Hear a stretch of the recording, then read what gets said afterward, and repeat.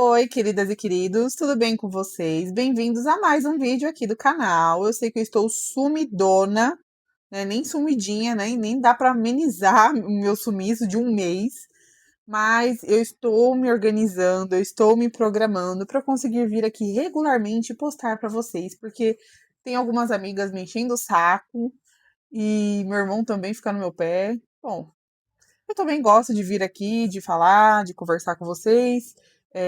Tem uma inscrita que me pediu o caso sobre o Ted Bundy. Eu estou tentando desenvolver o roteiro, porque a história dele é bem comprida, né? O caso dele é bem comprido, é bem complexo. E eu também queria muito falar sobre o Michael Jackson, mas também é um caso muito grande, assim, muito extenso, com muitos detalhes. Eu queria falar com muito cuidado também sobre a história dele. Enfim, são muitas coisinhas aí que eu pretendo arrumar e alinhar, né, no decorrer aí desse mês.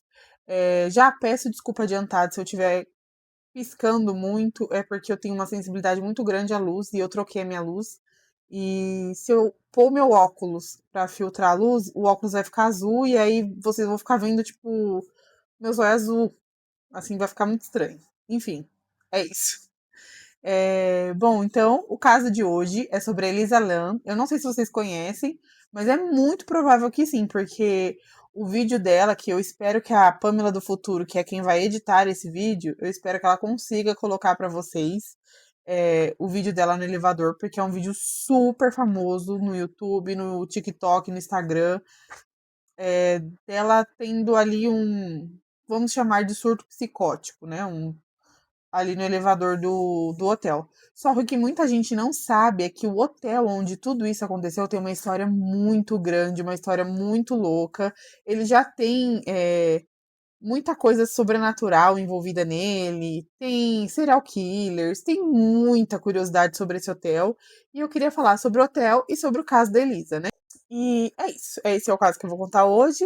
Eu espero que vocês gostem. Bora pro caso de hoje, então. Bom, o caso de hoje ele se passa em Los Angeles, a cidade dos sonhos, a cidade dos anjos, como vocês quiserem chamar. Eu tenho muita curiosidade de ir para Los Angeles, eu acho que deve ser muito lindo e várias produções de Hollywood são gravadas lá, então parece ser uma cidade assim incrível. E é no meio desse cenário, né, no meio do centro de Los Angeles, que tem o nosso local aqui principal do caso de hoje, que é nada mais nada menos do que um hotel. O Hotel Cecil ele foi inaugurado em 1924 no centro de Los Angeles. O hotel inicialmente ele foi criado para receber turistas, né, que querem se hospedar ali, queriam se hospedar ali no centro da cidade. O hotel ele era considerado um lugar moderno, né, um lugar sofisticado ali para a época, e ele foi tipo o começo de uma ascensão, sabe, do centro ali de Los Angeles. Bom, infelizmente, com o passar dos anos, a região central ali de Los Angeles, principalmente em volta do hotel, passou por grandes transformações. Virou um lugar perigoso, um local onde a criminalidade cresceu muito. Dizem que é muito comum ter morador de ruas ali em volta do hotel, e o próprio hotel ele acabou sofrendo com isso, porque ele deixou de ser um lugar só para turistas. Ele acabou virando ponto de encontro. Dizem que teve alguns até serial killers que se hospedaram naquele hotel. Ocorreu alguns assassinatos. Aconteceram coisas muito loucas nesse hotel que eu vou tentar aqui relatar para vocês para ficar bem legal. Eu vou relatar agora em ordem cronológica. Foi tudo que eu consegui juntar sobre a história do hotel até a gente chegar ao caso da Elisa. Em 1931, WK Norton, não sei o começo do nome dele, foi encontrado morto dentro de uma das suítes do hotel após ingerir veneno. Esse foi um dos primeiros suicídios registrados no Hotel Cecil. Em 1937, Grace Magro ela se jogou de uma das janelas do edifício, cometendo assim também um suicídio. Em 1944, uma moça chamada Dorothy Jean, ela teve um filho no quarto do hotel, ali no banheiro, e ela simplesmente arremessou o bebê pela janela do hotel, porque ela disse que não sabia que estava grávida. Em 1962, uma moça chamada Pauline se jogou do nono andar do hotel, e quando ela caiu, ela acabou caindo em cima de um pedestre, o que também levou a óbito dela e do pedestre.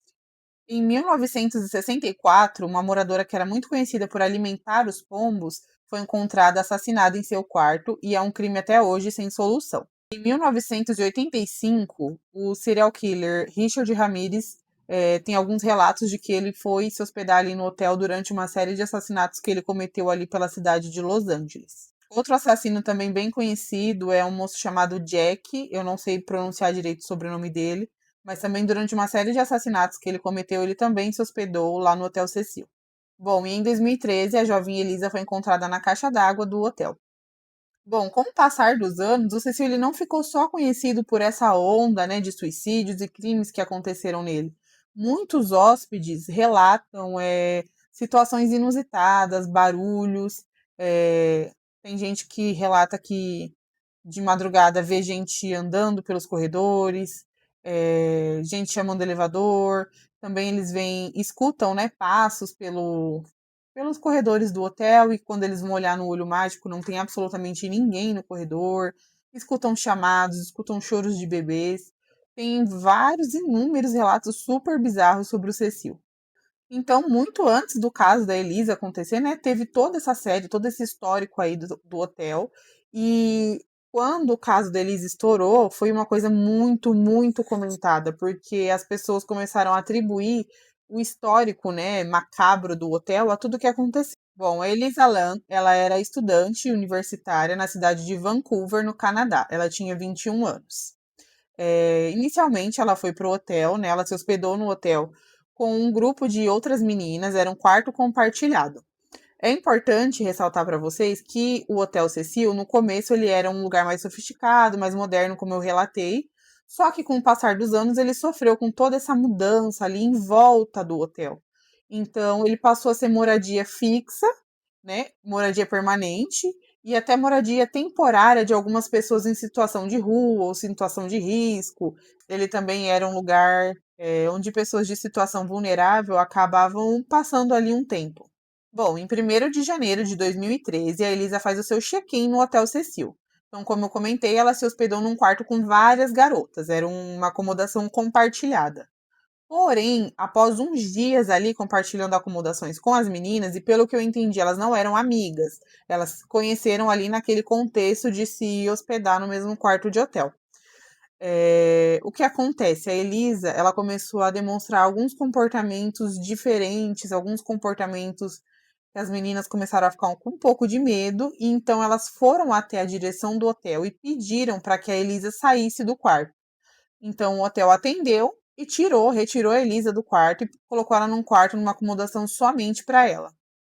Não tem muitos relatos do que as meninas falaram, quais eram os tipos de comportamento, o que ela andava fazendo que estava assustando. Eu vi algumas falando que ela deixava bilhetes esquisitos no quarto, ou que ela falava sozinha, ou que ela começava um assunto, parava no meio e não terminava, ficava olhando para nada. Então, alguns comportamentos ali, para as meninas considerado incomum, começaram a deixá-las com medo, então elas foram e fizeram esse pedido para o hotel e o hotel atendeu, né?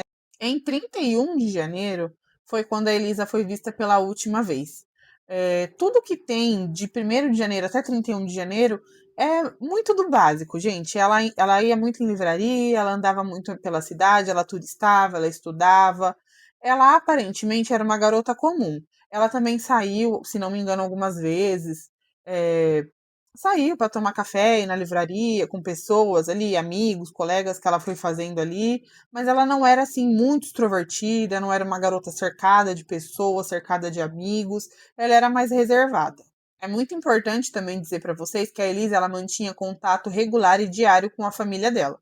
Então, todos os dias ela falava com os pais, e ela era, como eu falei, ela era uma garota um pouquinho mais tímida, um pouquinho mais introvertida, então ela não tinha assim muitos amigos ou pessoas ali que tivessem contato tanto com ela quanto com os pais, para de repente se ela ficasse um dia assim, sem conversar com os pais, essa pessoa de repente falaria com os pais, ou os pais poderiam falar com ela para saber, ah, a Elisa tá bem, como é que ela tá? Algo também que eu acho muito bizarro nesse caso é que, pelo que eu pesquisei, por tudo que eu pesquisei, não foi o hotel que procurou pela Elisa, foi a própria família. Como ela mantinha esse contato diário com a família, quando as ligações pararam, as mensagens pararam, a família achou estranho e eles resolveram entrar em contato com o hotel e entrar também em contato com a polícia de Los Angeles. Foi aí então que a polícia se envolveu, a direção do hotel se envolveu e as buscas pela Elisa começou, né? Então eles vasculharam o quarto, deram uma olhada nas câmeras e foi aí que tudo mudou. Porque a partir do momento que a polícia e a direção do hotel têm acesso às câmeras do último dia que a Elisa foi vista com vida, as coisas ficam muito loucas. E quando tudo isso vai para a internet, tudo isso ganha uma proporção absurda. Tem um documentário muito legal, se não me engano, é na Netflix. Eu vou procurar o nome do documentário e vou tentar deixar para vocês. Ele é muito, muito legal. Só que ele mostra também a realidade de hoje. Qualquer coisa que você posta na internet ganha uma proporção tão grande e pode chegar numa proporção tão absurda e as pessoas podem levar uma interpretação completamente diferente do que é a realidade. E acabou acontecendo isso com o caso da Elisa. E a gente vai chegar mais pra frente numa parte bem delicada, assim, sobre os detetives da internet. O caso da Elisa também, ele não é muito grande, ele não tem muito, assim, o que se falar, o que se pesquisar, e vocês vão entender mais ou menos por quê. Bom, como eu falei, a polícia foi acionada, né, pelos pais, eles procuraram no hotel, procuraram nos quartos, viram a filmagem, e a filmagem dela no elevador foi divulgada. A imagem do elevador é simplesmente bizarra. Ela tá fazendo inúmeros gestos com a mão, ela entra no elevador, aí ela olha para fora, entra, sai, ela aperta todos os botões freneticamente, ela tá muito agitada, e é até uma gravação curta, não é uma gravação assim muito extensa. E ela simplesmente sai do elevador, tipo, dá uns passinhos assim para fora do elevador, a câmera do elevador continua filmando ela, e aí a porta do elevador fecha e ela simplesmente evapora. Não tem mais nada sobre ela, não tem mais como saber para onde ela foi, se ela subiu, se ela desceu, para onde ela foi, se ela entrou em algum quarto e de repente aconteceu algo com ela, e ela tá dentro de algum quarto. Simplesmente é como se ela sumisse e evaporasse e só tivesse aquele último registro lá do elevador. Com o passar dos dias e sem a investigação avançar, os hóspedes do hotel começam a relatar que a água está com algum problema. Eles falam que eles abrem a torneira, a água está saindo com uma coloração estranha, um cheiro ruim, não tem pressão na água direito, parece que os canos estão entupidos, e aí vários e vários hóspedes começam a relatar e a reclamar de problemas na direção sobre a água do hotel. Por conta dessas reclamações, né, um funcionário do hotel ele acaba indo, né, até as caixas d'água, parece que era um local de difícil acesso, tem uma parte que tem que subir por escada, são 4 caixas d'água, vou tentar deixar a foto para vocês, elas são muito grandes, porque tem que alimentar, né, o hotel inteiro, né, tanto os quartos, quanto os locais ali de área comum, de trabalho, e eram 4 caixas d'água muito grandes.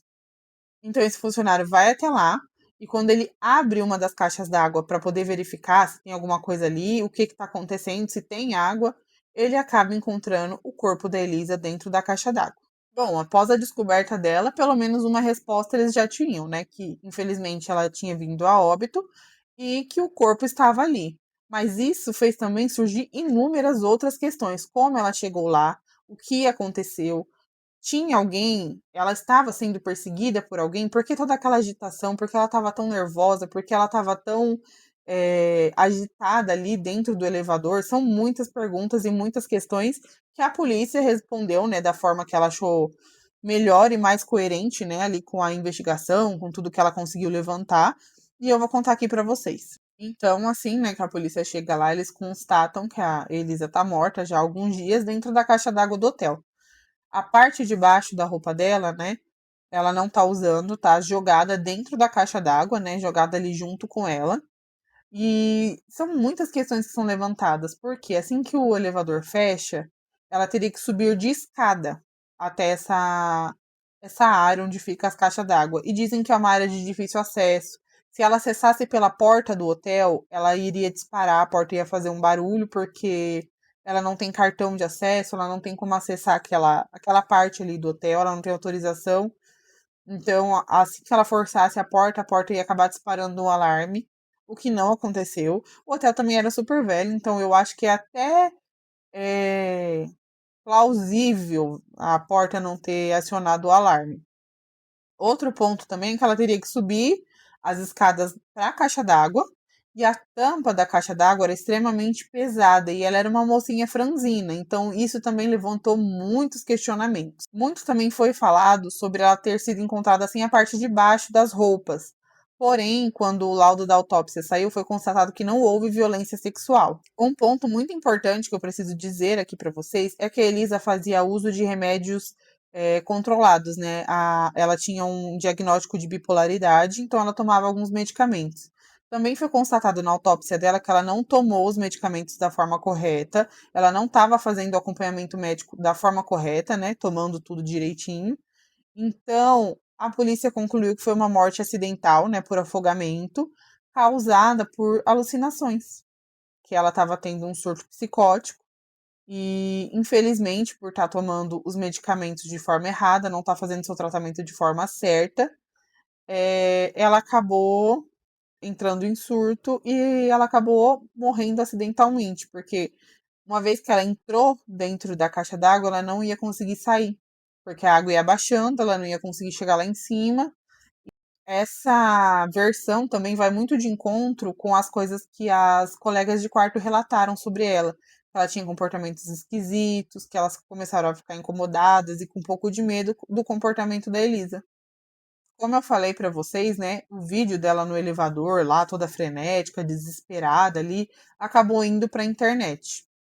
E quando esse vídeo vai pra internet e ganha a proporção que ele ganhou, as pessoas começaram a ficar procurando, gerando teorias, e todo mundo adora uma teoriazinha, né? Então, fizeram assim a investigação criminal. Eles acharam que eles eram o próprio CSI. O negócio foi tão grande e em uma escala tão grande que acabaram achando um moço chamado Pablo.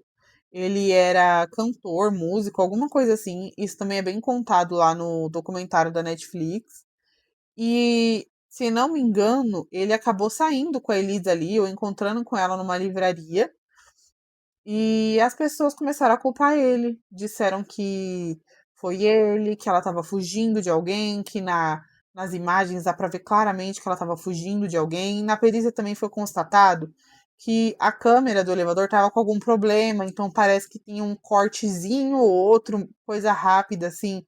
Mas as pessoas fizeram as próprias análises e começaram a dizer que teve um corte e que com certeza era ele lá. E isso devastou a vida do cara. O cara começou a ficar até depressivo, porque literalmente disseram que foi ele que matou e ponto final. E tanta gente acreditou que isso tomou uma proporção simplesmente absurda e surreal. E teve efeitos horríveis e devastadores para a vida dele.